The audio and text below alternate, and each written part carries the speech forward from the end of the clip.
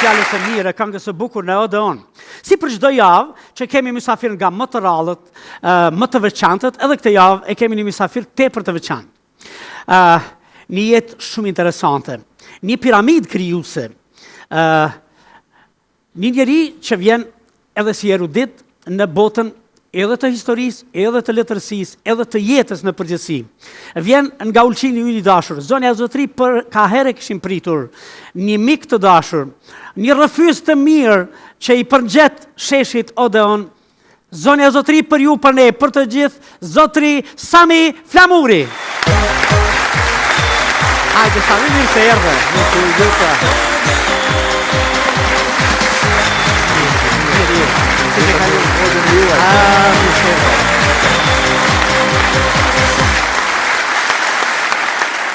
Sami, mirë se erdhe. Po them një fjalë të bukur shqipe që gjithmonë ne shqiptarët e kemi, ishte ju ngjatjeta dhe tu ngjatjeta gjithë shikuesve të këtij emisioni të mrekullueshëm Naim. O Kosovo, mirë se gjeta, tu ngjatjeta thot Ulqini, mirë se gjeta. Salimani dikur, e mban mend? E di kush ishte? E mbaj mend Salimanin dhe sidomos nga goja jote, janë tani domethënë jetësohet prap. E bukur kjo.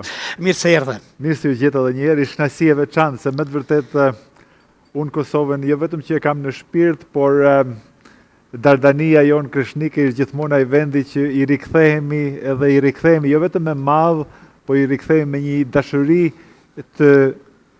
me një kënaqësi të veçantë, pothuajse shpirtërore dhe jetësore. Domethënë jemi të lidhur, ne ulqinakët jemi të lidhur me Kosovën, sepse po mos ishte Kosova nuk do të ishte edhe Ulqini apo anasjellës. Sa herë kemi kënduar o prizren jon, shpesh herë e kemi kënduar Ulqini jon, se joni është. Joni është. Absolutisht, ha? Pa çka që në një mënyrë nga më tragjikët na e morën vonshëm. Këtë gjë realisht e trajton në këtë libër. Sebepin tonë më të mirë të përbashkët, që jemi bashkë sot në spektaklin tonë Odeon, dhe unë pres një rrëfim të mirë nga ona juaj për një jetë shumë interesante, bashkë një histori shqiptare, nga ato shqiptarët, por edhe jemi me këtë sebep të mirë që quhet prej Dulcinjo në Dinosh. Në Dinosh. Dinosh. Ish mu në zemër të Malësisë. Se me e pazan ke shkru në fund. Po, pra, Dinosh. Dinosha, po Dinosh ashtu do më thënë e trajtojnë ata dhe ashtu ju vura dhonë. Ka distancë apo qka do më thënë? Nuk ka distancë, po ishtë një vend që ishte jashtëzakonisht i veçantë për mu, sepse unë e kam zojen nga Dinosha.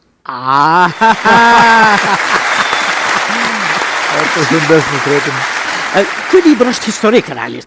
Ishte historik, po ka edhe përmasat disa ngjarjeve që më ka ndodhur mu në jetë, që janë disa udhëtime që unë i kam bën jetë dhe pikërisht përfundon me një homazh ndaj një in memoriam ndaj nënës time të ndjer Naxhie, e cili ndroi vitin e kaluar jetë, edhe e kam patur të arsyeshme mbasi edhe libra doli vitin kur ndroi jetë që ta përmendi edhe jetën e saj, sepse ka pas një jetë jashtëzakonisht të vështirë, sepse rriti 2 djem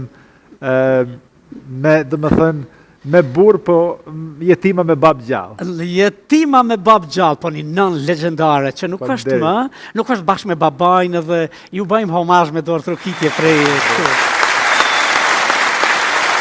Sami, do të flasim me pak për librin, për sebepin tonë të mirë që jemi sot këtu bashkë, po në realitet je më i ri në moshë. Ti ke lindë si të nej. Për këtë fjalën ti e nisa je më i ri në moshë, por fëmijëria jote fillon vërtet në Ulqin. A të kujtohet momenti i parë kur e kuptove që jeta jote do të jetë në mes të 2 botëve? Ishte një pyetje shumë interesante, sepse unë kam lindur jo i vetëm, po kam lindur binjak, domethënë me nokat? Në Ulqinakët i thojnë binjakëve noka. Është nga binoimi, dhe thënë binok, noka, dhe Ulqinakët njihemi e gjetën me noka në fund. Me noka gjithmonë. 2 noka. Por ku na lidh ne miqësia jonë, dhe si Naimi e ka emrin Naim dhe ti e Naim, dhe kështu me mu më përcjell jeta me Naim zakonisht, edhe ishte edhe një kënaqësi e veçantë të jem me Naimin me ju sot. Kjo ishte shka e veçantë. Bineq. Po.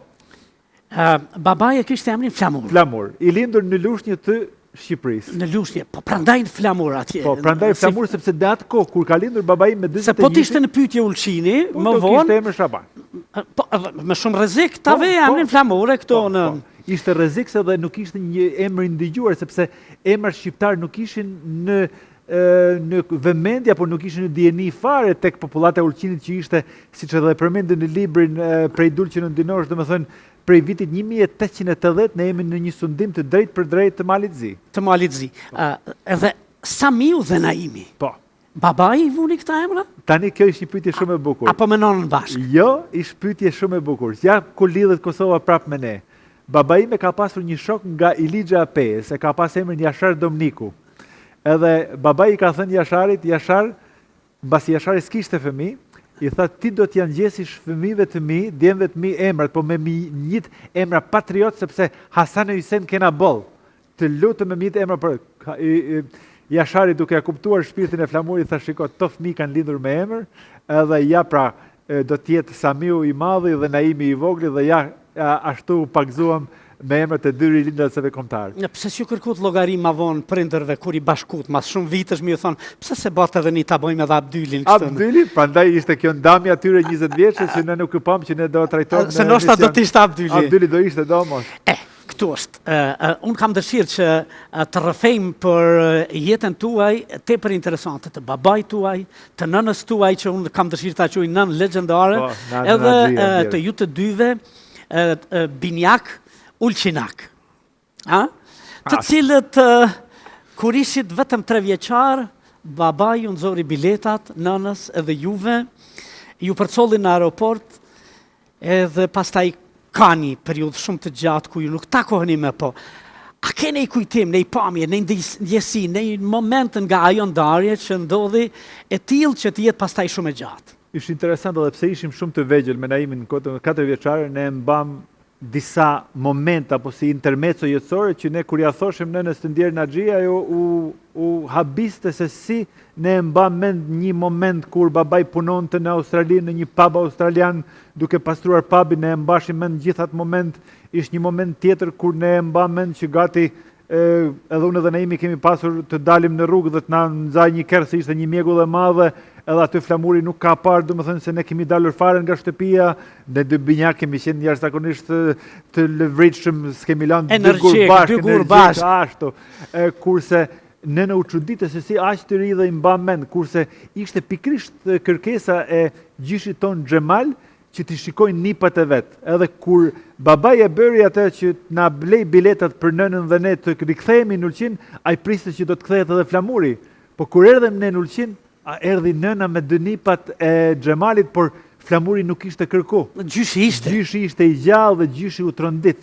Kur e pa që Flamuri nuk ishte atë, tha, nuse ku e kam djalin, kurse djali tha, do të vi, po Flamuri nuk erdhi gati 20 vjet dhe ne në Ulqin u rritëm me nënën Naxhie, dhe më thënë jetima me bab gjallë dhe nuk ndëgjuam fare për Flamurin që kishte emrin e madh, por Australia e mori. Dhe më thënë ishte një njeri i humbur, ishte një njeri që nuk ndëgjuam më për te, edhe ishte jeta jonë që i filloi në atë Ulqinin e viteve 70-ta, në Ulqini që dhe më thënë ishte duke përjetuar. Do më thënë në vitin 73 vini ju. Po në vitin 73 vim nga Australia. Ju 69-sha i një kështu. Po, jemi i 69-ës, jemi lindur në Sydney të Australisë me binjakun tim Naimin dhe rikthehemi në atë Ulqinin e viteve 70-ta, paramendoj çfarë si tragjedie që gjithkusht se Ulqini është vend i vogël, edhe gjithkush flet. Si erdhi kjo nuse vete, a ka lanë burri, si kam i rritë të fëmijë vetë. Ju fillu të rritëshit. Jetoj gjyshi gjatë me ju? Jo, nuk jetoj, po atë vit ai vdis. A po atë vit vdis? Po, vdis edhe vdis në moshën shumë të re, 60 vjeçare,